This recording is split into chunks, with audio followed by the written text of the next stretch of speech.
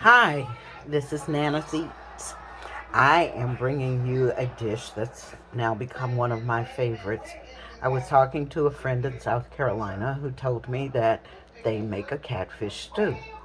Well, I decided to make my own out of catfish nuggets, and I've come to love it. And maybe someone else might find it great too. Right now, what I've done is I have 2 pounds of catfish nuggets. I've washed and cleaned them and sort of have the pieces that were in there. I made sure that I went around the edges to trim off any bone particles that may have been left from when it was originally cut. I'm going to add my ingredients now, and we'll spit what I add before I get ready to cook it. So now I've got about 3/4 of a cup of chopped carrots. I just kind of sliced baby carrots into a few little quarters. I'm going to sprinkle some garlic powder because I love garlic on everything. Basil. I normally would have some fresh basil leaves, but I don't have any right now. So I'm going to use the basil leaves from Spice Classics. Nothing fancy. I am going to sprinkle now some, if you look at this, I had taken some celery leaves from a fresh head of celery, and I freeze dried them or air dried them in the air fryer. And so it has all of the fragrance and the flavor of the fresh celery. I'm out of my fresh celery, but I like the texture of celery. So, and the flavor. So I'm going to use this today instead. I had originally thought I was going to use my celery seeds, but I think that this is going to give me more of the flavor that I seek without having the actual celery.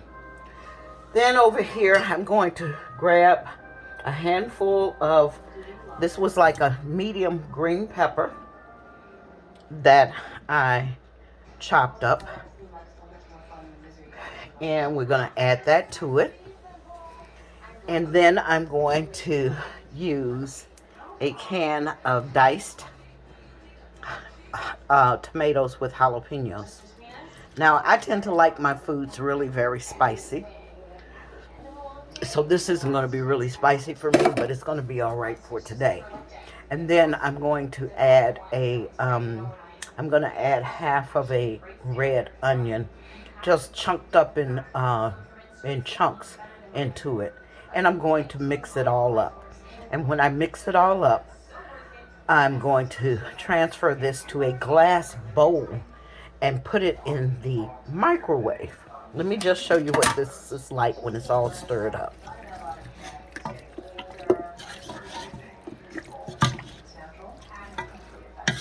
So it's really, really a pretty dish.